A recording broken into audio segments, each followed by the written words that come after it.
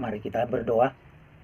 Bapak Sorgawi, Tuhan semesta alam, di dalam nama Yesus, Juru Selamat kami yang hidup, kami berserah hati, pikiran, dan roh kami di dalam kehendak-Mu, di dalam hadirat-Mu. Biarlah kami semakin disucikan, dipulihkan, ditahirkan sekehendak Tuhan.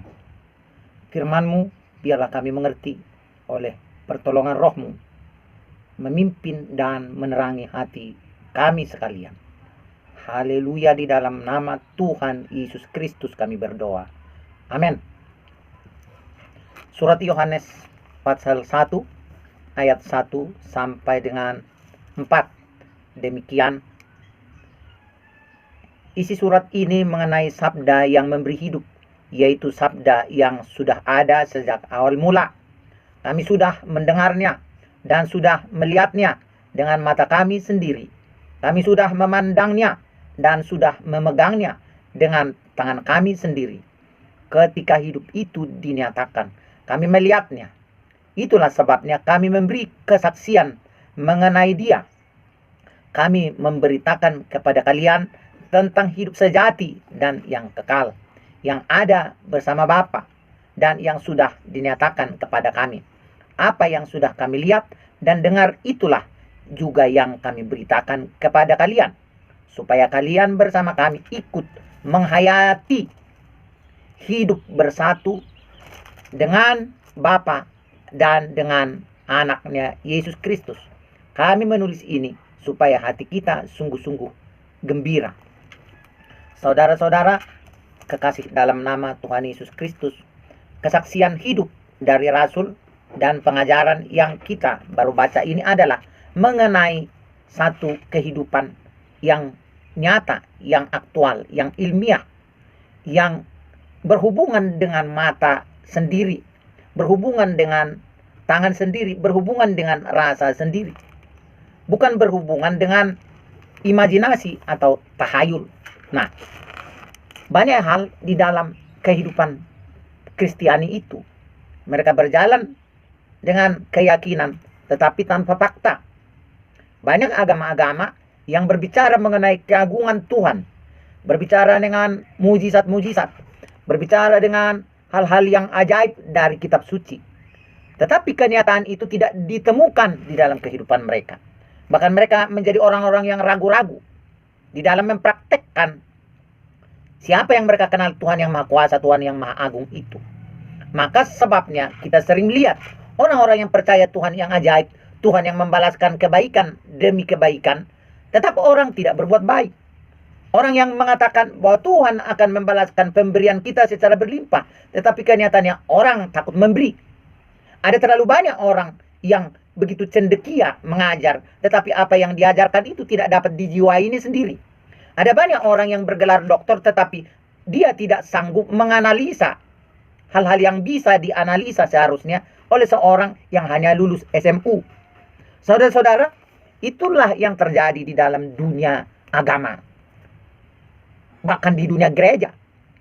Ketika orang bukannya menjadi pemilik kesaksian yang nyata tentang hidup itu, hidup yang berbuah, hidup yang menghasilkan kesaksian, dan kesaksian yang bisa dipertanggungjawabkan secara konkret. Hal-hal yang konkret itulah yang gagal dimiliki oleh kita. Di mana hal-hal yang konkret itu, itulah sesungguhnya yang bisa diraba, dirasakan, dilihat, dan disaksikan oleh banyak orang. Ketika mereka-mereka yang beriman dan bertuhan itu bersaksi dan berbicara. Mereka beribadah, mereka membaca kitab suci, dan mereka membanggakan gerejanya. Ada banyak orang-orang yang membanggakan gedung gerejanya, membanggakan jumlah jemaatnya, membanggakan orang-orang yang berada menjadi anggota gereja itu, tetapi tidak bisa mempertanggungjawabkan kekuatan yang disebut-sebut di dalam lembaga itu. Ketika dia berkata, anggota jemaat kami adalah seorang bupati, seorang anggota dewan, seorang pengusaha. Ada banyak di sana orang-orang hebat. Tetapi ketika kita melihat masyarakat yang bersinggungan dengan kumpulan itu, mungkin sulit kita temukan orang yang bersaksi dan bisa merasakan serta bisa mengalami dengan dia pandang sendiri, dia pegang dengan tangannya sendiri, dia rasa dengan kehidupannya sendiri. Tentang firman hidup yang diberitakan oleh orang-orang yang menjadi surat Kristus itu. Bahkan ada berbanding terbalik kehidupan manusia dari apa yang seharusnya memberi. Tetapi bahkan ada yang menerima, tetapi tidak mengaku menerima. Saya sering mendengarkan betapa kecewaannya banyak calon-calon legislatif yang datang ke gereja-gereja, datang ke perserikatan-perserikatan marga, dan semua menerima buah material dari orang-orang yang berharap dukungan dan pertolongan dan doa itu. Ada yang membeli keyboard, ada yang membeli organ. Tetapi mereka berkata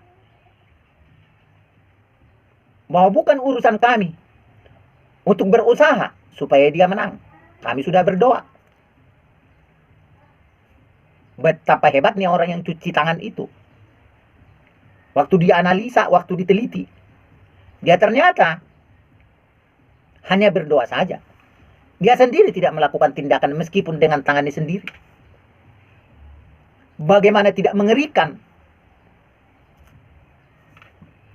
ketika kita bandingkan kesaksian dari orang-orang yang melakukan kebenaran sejati itu, yang hidup memiliki persekutuan dengan hidup yang sejati dan yang kekal, yaitu persekutuan dengan Allah Musa, Allah Abraham, Ishak dan Yakub itu, dan yang bahkan datang di dalam rupa manusia. Rasul Yohanes dan orang-orang yang mengikuti Tuhan yang mereka percaya itu, Tuhan yang mereka lihat secara langsung, ketika Tuhan itu datang di dalam rupa manusia, mereka memang mengalami sesuatu yang nyata itu. Dan dikatakan oleh Tuhan, barang siapa tidak melihat namun percaya, berbahagialah mereka.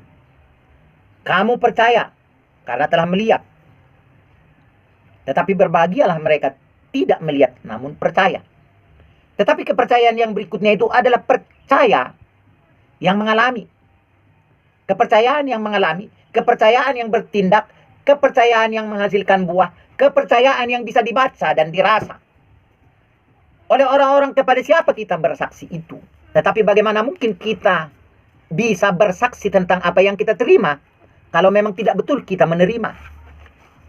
Bagaimana kita bersaksi untuk mengatakan saya melihat dengan mata kepala saya sendiri padahal kita tidak melihatnya? Nah, kesaksian tentang kebenaran itu bukanlah pertempuran soal debat-debat keyakinan. Kesaksian tentang Tuhan yang benar itu bukanlah adu ngotot tentang ayat-ayat. Kesaksian tentang kemahakuasaan Tuhan yang kita katakan melalui kitab suci masing-masing itu bukanlah sebuah perdebatan yang hanya saling menabrakkan ayat demi ayat. Tetapi bagaimana kita mempersaksikan pengalaman yang kita hadapi itu dengan percaya bahwa Tuhan yang ajaib ada bersama dengan kita. Sejak 3 tahun yang lalu saya telah membuat ajakan kepada semua tokoh agama, eporus, pastor, alim ulama, untuk dengan tulus bersaksi tentang Tuhan kita masing-masing yang kita percayai, paham kita masing-masing, sambil berpuasa 40 hari 40 malam, tidak makan dan tidak minum, untuk membuktikan bagaimana Tuhan yang kita percayai itu menyertai kita, pengajaran kita dan apa yang terjadi ketika kita saling berbagi. Sampai sekarang tidak ada satupun yang berani dari semua alim-alim ulama maupun para tokoh-tokoh agama itu.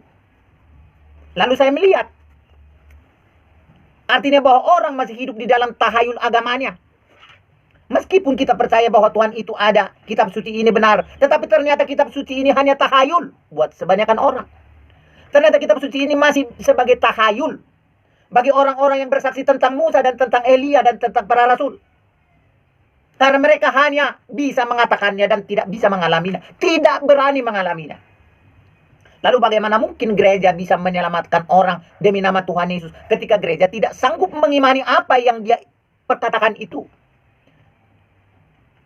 Ketika gereja tidak sanggup mengimani Alkitab ini, bagaimana gereja mau mempertanggungjawabkan bahwa Yesus itu hidup dan maha kuasa? Inilah sesuatu yang harus dikembalikan Dan lebih baik kita mengulang dari nol tentang iman yang saudara percaya selama ini. Kalau ternyata itu masih sebatas tahayul, maka lebih baiklah kita menjadi makhluk ilmiah semata-mata daripada menjadi makhluk rohania yang fanatik tetapi palsu. Adalah lebih baik kita berbicara soal akal yang bisa dipertanggungjawabkan secara matematika daripada kita mengaku sebagai makhluk rohania, makhluk beriman, tetapi yang hanya bisa kita pertanggungjawabkan di dalam fakta tahayul. Ketika mereka berkata ada mujizat, ada kurnia Roh Kudus, ada semuanya, semua relevan sampai terakhir ini. Tetapi tidak terjadi di dalam gereja itu. Gereja membaca kitab suci tentang adanya karunia mengadakan mujizat. Gereja mempercayai kitab suci tentang Yesus yang berkata, kamu akan berdoa dan orang yang kamu doakan akan menerima jawaban doamu. Tetapi ketika itu tidak terjadi, ketika itu tidak dipercaya oleh orang yang memperkatakannya, sesungguhnya dia hidup dalam dunia tahayul. Bahkan dirinya sendiri menjadi tahayul yang paling nyata. Itulah saya kira pikiran yang harus kita terima. Di dalam fakta bagaimana gereja dipanggil itu. Maka sebaiknya seperti saya katakan sejak tadi, adalah lebih baik kita belajar mulai lagi dari nol. Daripada kita berada di dalam konten 10 pada nilai-nilai tahayul. Bagaimana kita katakan hidup dalam nilai tahayul itu adalah karena kita mempercayai sesuatu yang ajaib, tetapi tidak mengalaminya. Kita mempercayai satu Tuhan yang sanggup memberkati, tetapi kita tidak sanggup memberi. Ada gereja yang memiliki uang begitu besar, ratusan juta setiap bulan, tetapi tidak satu orang miskin pun yang bisa mencicipi uang itu. Bagaimana fakta itu? Adalah fakta yang betul-betul menjadi kita anggap sepatutnya, menjadi kita anggap sewajarnya. Saudara-saudara yang kekasih, pergumulan kita sekarang adalah pergumulan mengenai fakta yang dapat dirasakan, dapat dialami, dapat dilihat dunia, bukan hanya dapat mereka dengar. Karena apa arti dari firman yang mengatakan beritakan dan ajarkan adalah bahwa setelah kita memberitakan, pada pengajaran itu ada sesuatu yang nyata yang dinampakkan di dalam praktek. Bukan sesuatu yang hanya diberitakan dan disebut-sebut, tetapi apa yang disebut-sebut itu tidak nampak. Ajaran tentang kebenaran sejati yang dikatakan oleh Yohanes ini adalah ajaran yang bisa dilihat sendiri, didengar sendiri, dan dialami sendiri. Dijamah dengan tangan sendiri, dipandang dengan mata mereka sendiri. Tentang firman hidup itu.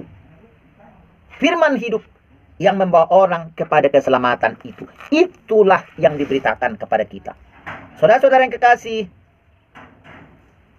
kembali tanggung jawab kita adalah bagaimana menghidupi firman ini. Lebih baik kita mengaku hal yang kecil tetapi benar adanya, daripada kita berkisah tentang sebuah berita besar yang agung, yang tidak bisa dijangkau dan dirasakan oleh banyak orang. Itulah yang disebut mengenai kesejatian itu. Itulah yang disebut mengenai bisa dilihat oleh mata mereka sendiri. Dan bisa memegangnya dengan tangan sendiri. Dan dinyatakan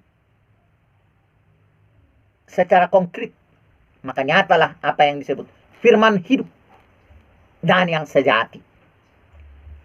Firman tentang hidup dan hidup yang sejati bersama dengan Bapa. Yaitu Bapa yang nyata, yang bisa dialami, pertanggungjawabannya, jamahannya, kehadirannya, kuasanya, otoritasnya itu. Tentang Bapa yang bersama-sama dengan anak. Begitulah Allah menjelaskan hubungannya dengan manusia itu. Tentang firman hidup. Saudara-saudara, mari kita berjujur hati kepada Tuhan. Jikalau memang kita masih jauh dari firman hidup itu, jikalau memang kita belum bisa berbuat tentang kesesuaian kita dengan kehendak firman yang hidup itu, mari semua berubah dan bertobat datang kepada Tuhan. Ini bukan soal apakah kita seorang tokoh agama, seorang tokoh gereja, seorang profesor doktor, seorang teolog. Ini bicara soal kenyataan.